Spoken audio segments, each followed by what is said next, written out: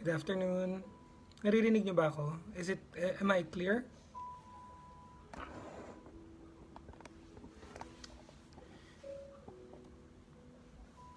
Hello? Yes.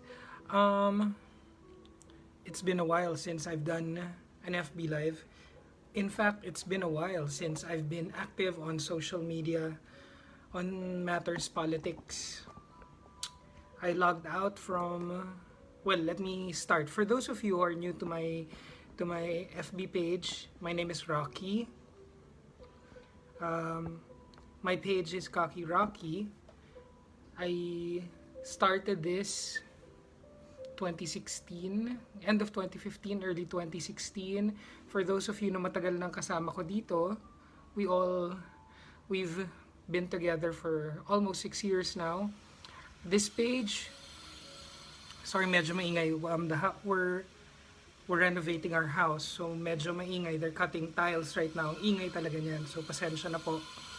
Medyo wrong timing yung pag-decide ko na mag-FB Live. So, yeah, it's been a hot minute since I've been online, and every time the elections come around, parang I get drawn in. Yun, hi Adelmo. Yeah, ngayon lang dahil kasi parang I think the elections are a call to all of us to participate and be heard. Syempre, the ultimate act dito is to cast our vote. 'Di ba? That is the ultimate act. So, mukha nang tumanda, no? Yeah. So, yeah. The ultimate act of expressing our democracy and the sovereignty of the Philippines is our ability to participate in suffrage, which is to vote. So, yes, it's time for me to, because I have a lot of opinions, I have a lot of ideas which I want to share to those who are interested in hearing them. I think nag-umpisa ulit ako mag-activate on my page maybe let's say a month and a half to 2 months ago. So some of you have I've seen back on the page, and thank you for welcoming me back. Such warm greetings from everyone. All right, guys, let's just head into what I promised that I wanted to discuss. I don't wanna be so long today because it's my first time again, and a lot has changed by means of technology. A lot of people are now online on TikTok and YouTube. I think YouTube is the place to be right now, and I haven't migrated there. I do have a YouTube channel which has been dormant also around the same time, 6 years. I'll try to talk to someone, a friend who's into tech and live streaming. So let's see if I can slowly migrate there. Baka mas madali for all of us. And of course, since wala pa ako alam, I haven't updated my tech know-how. Hindi rin ako marunong pag gumamit ng filters like all of those really popular and very good-looking people on TikTok and YouTube right now. So maybe, I don't know, by the time we move to both TikTok and YouTube, hindi na ako ganito katanda. So, sige. Of course, I said topic number 1 that I wanted to share my thoughts on is yung Leni's pronouncement. Okay, the topic is Leni was interviewed, and someone asked her live na Jade po sila pala. Asked her live kung anong opinion niya on vote buying. I don't know if this happened yesterday or 2 days ago, but a lot of people, a lot of very famous political commentators, vloggers, and bloggers have already chimed in on this topic. And I just wanna share say my 2 cents on the matter. I completely agree with not Leni. Okay, caveat pala, sorry, caveat. Several things. First caveat is, I have to be honest, I have not made up my mind yet who I am going to vote for this coming 2022 elections. As of as of as of today, I'm seriously considering BBM, Isko Moreno, Domagoso, and Bato de la Rosa. Yan po ang pinagpipilian kong tatlo. And I'm seriously looking into it. And of course, we will be having more posts where mag-exchange tayo ng ideas so that I also see your perception and why you think we should go in whichever direction or whoever your candidate is. 'Di ba? So yung tatlong yun ang pinagpipilian ko. But what is clear, what is certain, is that I and this page are both passionately anti-Leni Robredo. Okay? As early as 2015, nung karamihan sa mga sikat nating vloggers na iba were still gunning for Cayetano and Leni Robredo, I was BBM na then. But if BBM weren't running, I'd probably be pushing for Cayetano then. Basta sobrang anti-Leni Robredo. Malalim po ang galit ko. It stems actually from the Liberal Party itself. I feel like my family and I were duped. We were taken for a ride because we were there. We were in the EDSA Revolution. Nakatayo po kami dun sa kanto dun, papainit dahil nadala kami ng propaganda. I was so young and impressionable, and my parents were too. So medyo, hi Michelle, nagmi-meeting na kami ni WAC. Nag-umpisa na kami mag-meeting 3 weeks now. So watch out, wait for the return of WAC. Kamiting ko na sila ulit. So we will be active again these elections. Well, he and then I will be active again in these elections. So yun. So we were taken for a ride. So galit talaga ako, malalim ang galit ko. As in, as I posted do sa survey natin, loathe, abhor. The feeling is abhorrent talaga. Revolted, nasusuka ako. The hatred has so much passion in it na you might even think I'm in love. Kasi sobrang galit ko talaga. Sobrang galit ko. So, there. We will be going into more details. Pero I think it's better to Hi Donji, yes. Kamusta?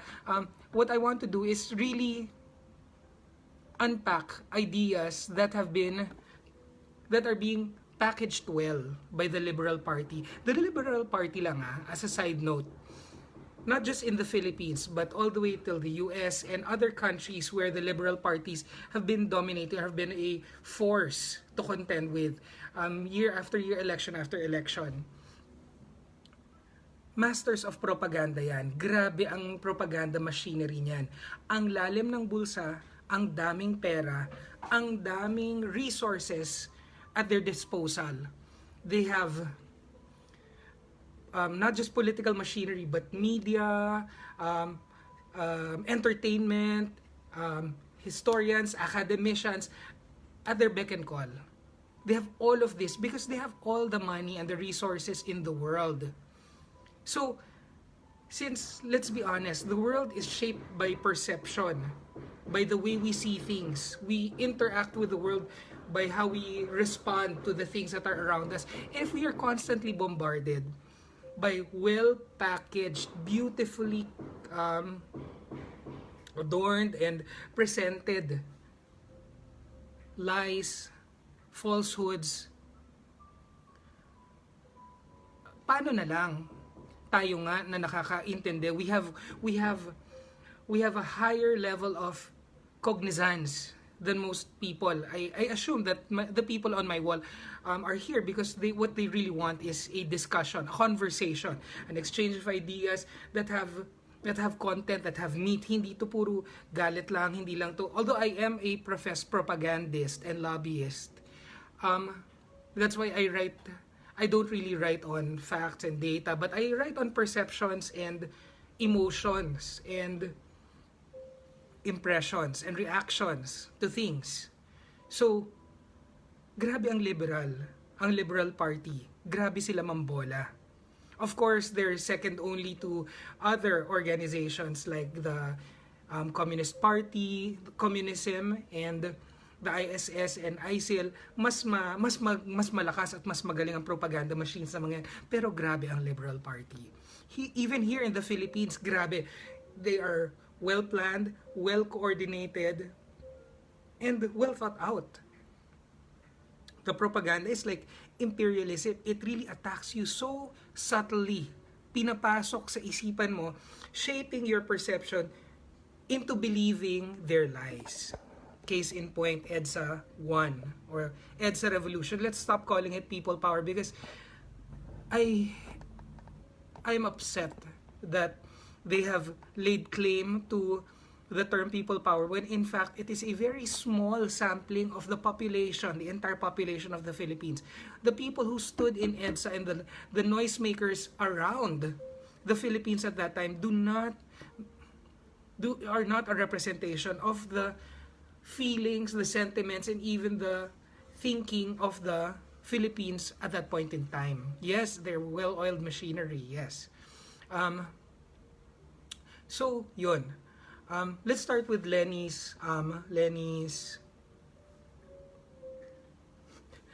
saying that it is okay to sell your votes and then vote your conscience. I am not a lawyer and I will be remiss to present myself as a political pundit with a deep appreciation of the law. I'm a fan, I'm a buff, I am interested, I read a lot, but I cannot pretend and present myself as someone who is equal to a lawyer.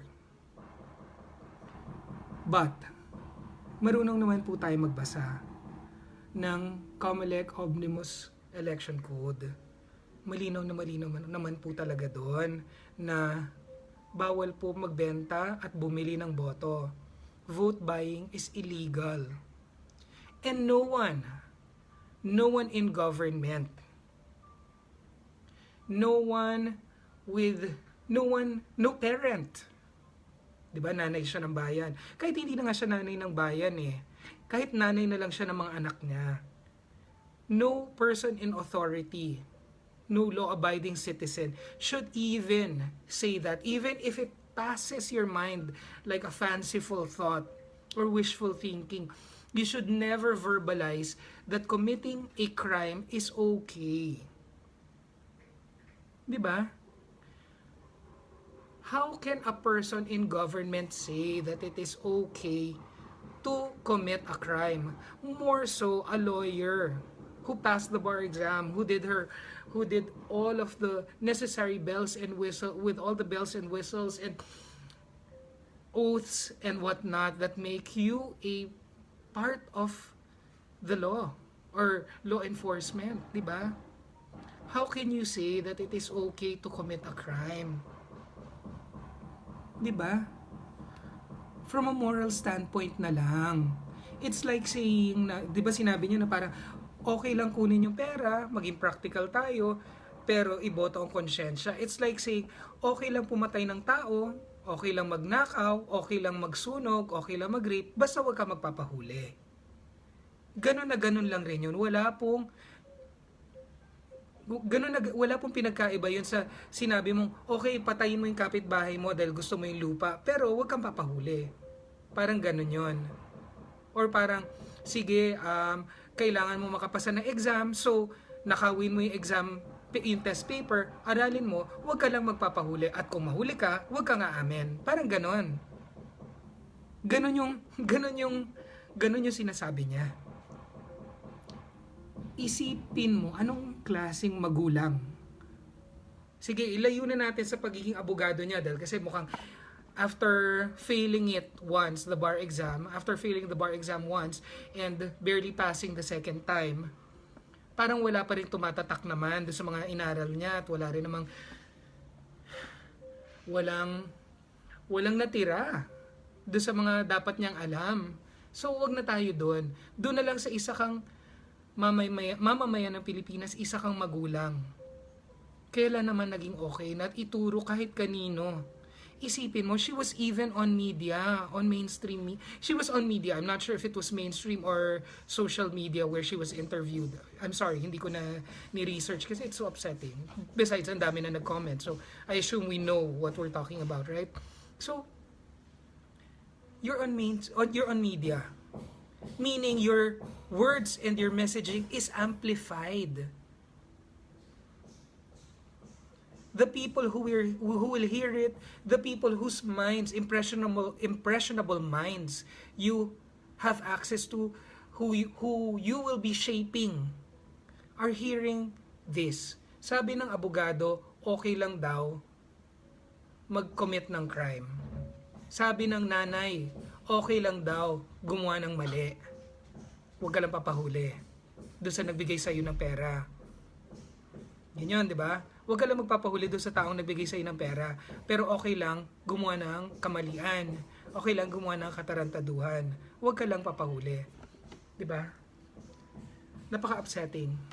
At lalo na pag inisip mo na this person is hoping to be the next president of the Philippines.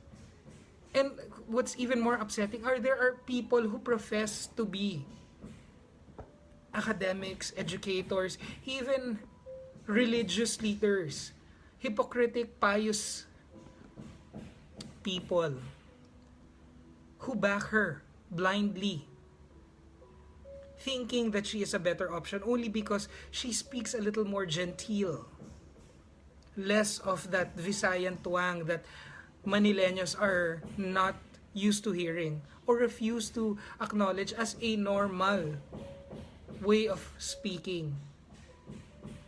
'Di ba? Let's stay with that. Let's not go too far. Let's not digress. Let's just think about it from that point of view that she believes that it is okay to commit a crime as long as you are not caught. Kunin mo ang pera, wag mo lang, iboto mo ang konsensya mo, meaning wag ka lang magpapahuli. Nakakadire, hindi ba? Revolting is the word. Let me give you a phrase. Vomitous wretch. What a wretched human being. What an appalling member of the Filipino of Philippine society. I'm aghast with these stupidities that usher forth from her mouth. Makes no sense even that she should even be considered a presidential candidate when as early as now she was already espousing committing crimes. Miss Vanjie, I beg to disagree. Hindi okay. Ikaw ba, pag meron ka narinig na kapitbahay mo, tinuturuan ng anak mo, pamangkin mo, kapatid mo na bata na, oy, okay lang magawa ng kriminalidad. Okay lang ba yun? Dahil ordinaryong tao nagsabi doon sa bata. Isipin mo kung teacher, sinasabi yun sa mga estudyante nila, okay lang magnakaw, wag lang po tayo papahuli. Paano po? Okay lang ba yun? Hoy, nandito po tayo sa isang depressed community, mga po tayo, indigents tayo, so kailangan po natin ng pera. So kung may pagkakataon po tayo na magnakaw para umasenso sa buhay, wag lang po tayo papahuli. Okay lang ba yun? Pag sinabi ng teacher or ng guro sa paaralan? Hindi, di ba? Kaya wala talagang, there is no circumstance, there is no context where this is okay. Sinasabi pa niya, may mga premise pa siya na, alam naman po namin na talaga nangyayari yan, so what? Diba? Is this the change you promised to bring once you become, or once you are elected president? Is this tino at, tino at husay na dadalhin mo? Dahil yan yung dinat na naming sistema Nagbabayaran naman talaga. Gamitin na natin. Ganun ba? Dinat na natin maraming droga sa Pilipinas. Hirap niyan Huwag na natin subukan. Alisin. Ganun ba? Ang daming CPP-NPA. Mau-overtake na ang mga probinsyang ito. Ganyan-ganyan. Namamatay sila, namamaslang. So, pabayaan na lang natin. Ganyan yung naabutan natin Ganyan kasi yung sistema Diba? Ganun ba? Yan ba ang dadali. Yan ba ang ambag niya? Yan ba ang ambag ng Liberal Party into the presidential fold or into government? Ano lang a little factoid. For those of you who are not in the know, the most heavily racist American political party is in fact the Liberals. The Ku Klux Klan come from the Liberal Party. Okay? Factoid. Makes you, di ba? You know that it is heavily ingrained into the DNA of that political party to be crooks, to be violators of common decency. And they claim that decency is theirs. Kailan? Kailan pa napunta sa Liberal Party yan? Napakabubulok ng mga tao doon. Di ba? Okay. Second topic is historical revisionism. I'm going through this quite quickly kasi parang I don't want to spend a long time on my first FB Live. Ayoko maging masyadong I know you want some meat and some substance. I'll just go over it kasi itong mga ganito, these are such broad topics with so many layers to unpack. So, overview muna tayo this time and then later on mas specific na. Let's start with historical revisionism. And guys, meron sana akong request that I will say it here at the end of the live and then I will post it also on my wall. Magpapa-homework ako, papatulong lang ako, crowdsourcing ng data. Later on, meron akong ano yan. It has everything to do with historical revisionism. And it has also everything to do for us to appreciate what our real history is. And how effective and how twisted, marbled, and warped liberal propaganda is. And how the true historical revisionists started with them.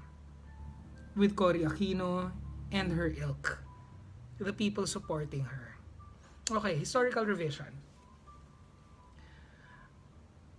They claim that now that the Marcos have come back into the Philippines and that they feel that every inch that the Marcoses slowly get back, meaning I'm trying to make it simple pero it's so complicated.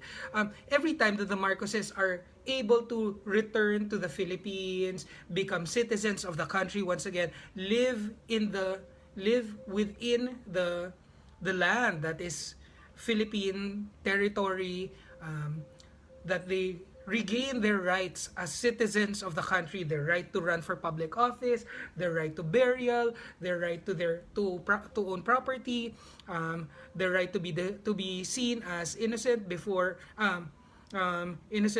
found guilty by the law. Ayaw i-grant yan ng Liberal Party to them. So, because ang reason na ginagamit nila, the umbrella statement is that the Marcoses are revising our history. Binabago daw po ang ating kasaysayan. Which is what?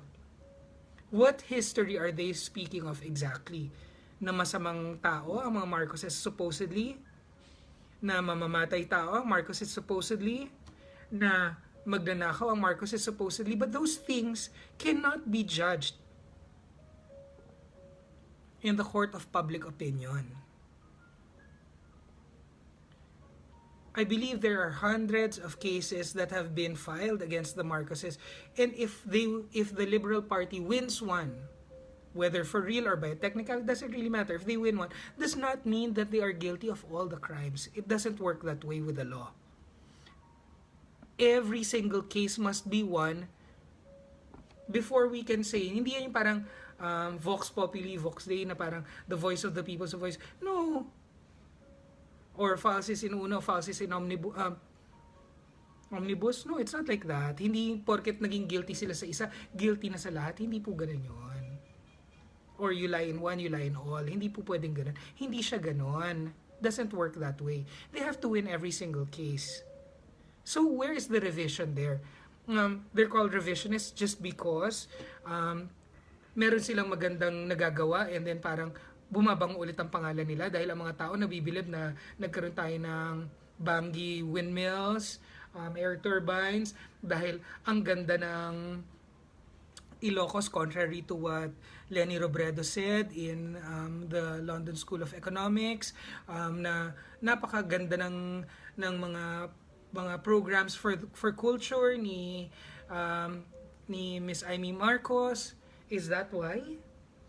Historical revisionist, dahil kasi maganda ang dating sa tao, masaya ang mga tao sa mga nagagawa nila. How is that historical revisionism when in fact, eto na po yung homework because pa-ending na ako, dahil kasi what I'm just is opening the idea that we will be discussing this further and more in depth later on. Ang ano ko dyan is, if you can help me, and I know there are quite a lot of you who have the skills for research, but as an overview, at the very least, there are more than 70 books written demonizing the Marcoses and demonizing the extremely, for my opinion, necessary martial law during their regime. Minimum na po ang 70 libro naninira sa mga Marcoses at sa martial law na nangyari sa Pilipinas. At lahat po ng yan nangyari after magkaroon ng kapangyarihan ni Cory Aquino, which means what? At saka yung binura na yung mga nagawang magaganda ni Marcoses, siniraan sila ng siniraan. So who is revising history here? Who started revising Philippine history? Magkukunwari ba tayo na ang pangit ng CCP? Magkukunwari ba tayo na ang pangit ng EDSA? Magkukunwari ba tayo na ang Bataan Nuclear Power Plant was already almost there, making us self-reliant, making our electricity cheaper? Sana. Magkukunwari ba tayo na yung plano para sa MRT hindi na ibigay nung panahon nagawa nung panahon ni Marcos, only being implemented nung panahon ni Duterte? Magkukunwari ba tayo na ayaw natin sa heart center, sa lung center, sa NKT, all of these places? When in fact, pag nagkasakit ka, maliban doon sa mga super bago, super high-tech like Asian Hospital and Makati Med, St. Luke's, BGC, and all of these places, most of the most reliable places and most sought after hospitals, hospital beds, and hospital doctors are those that are in establishments that were created by Madam Imelda Marcos, the edifices of man. Now, I'm not even gonna pretend I'm such a fan of Imelda Marcos and Miss Amy and Miss Irene. Bongbong crush yan more than a fan. Pero yun talaga. So I'm not even gonna sugarcoat it. I'm not even gonna pretend that this is not biased. I am biased. Diba? Why should I pretend? I'm not a journalist. I'm not here to be balanced or to be fair. I'm here to speak my truth. I'm here to speak my opinions and share my ideas regarding these issues that bother me, and I think bothers a lot of you too, which is why we're having this discussion, and which is why a lot of you have stayed on, diba? Listening, considering it's a weird hour wherever it is you are. The true revisions of our history started as soon as Cory went into power. And she started with revising our constitution. This heavily flawed thing that is bogging us down and preventing us from progressing as a nation economically. That's where it started. Revision started there.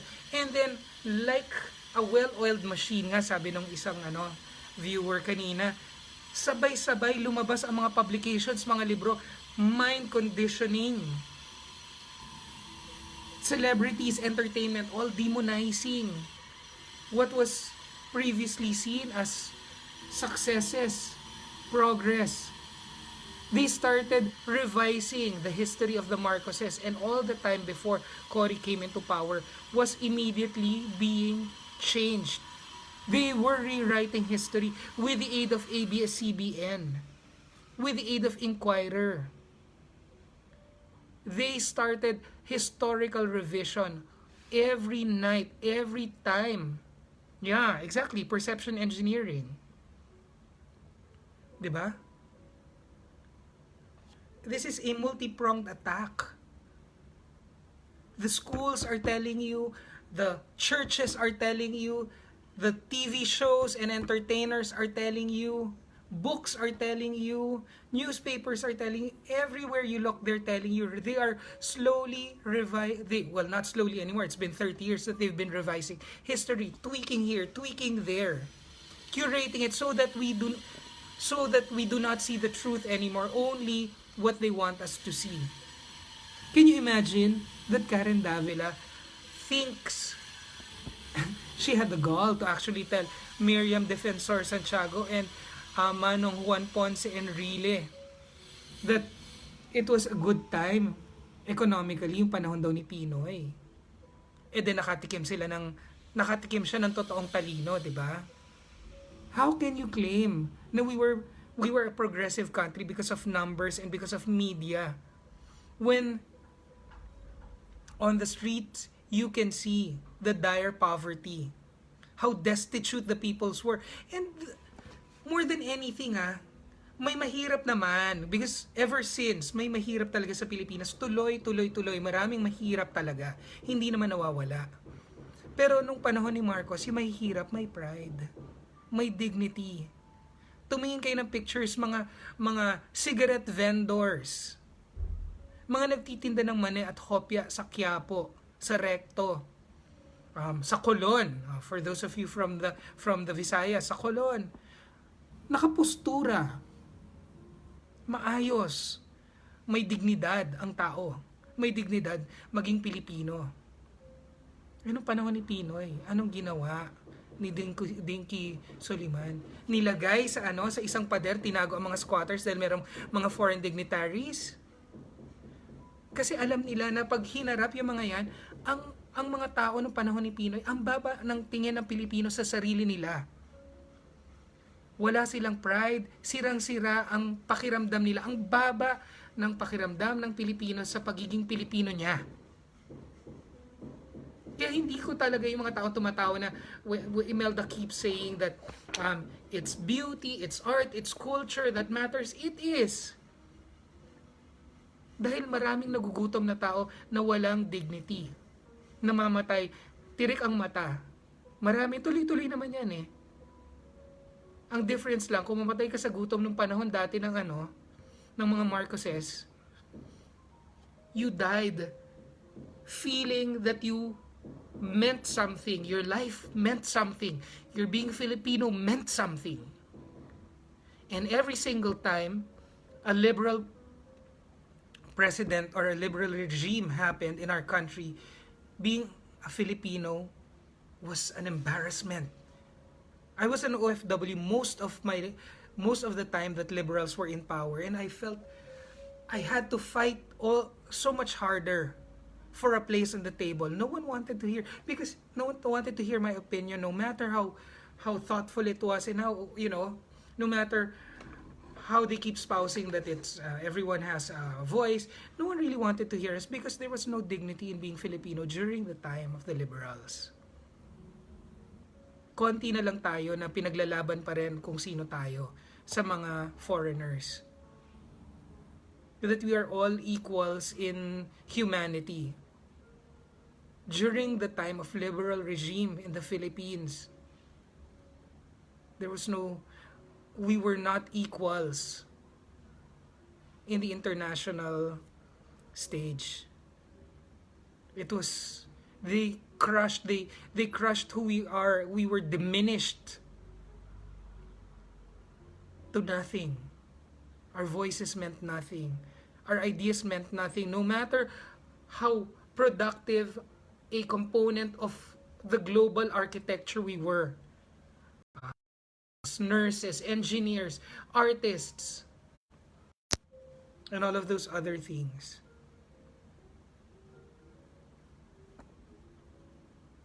So the question that begs to be asked is, do we want another liberal in power?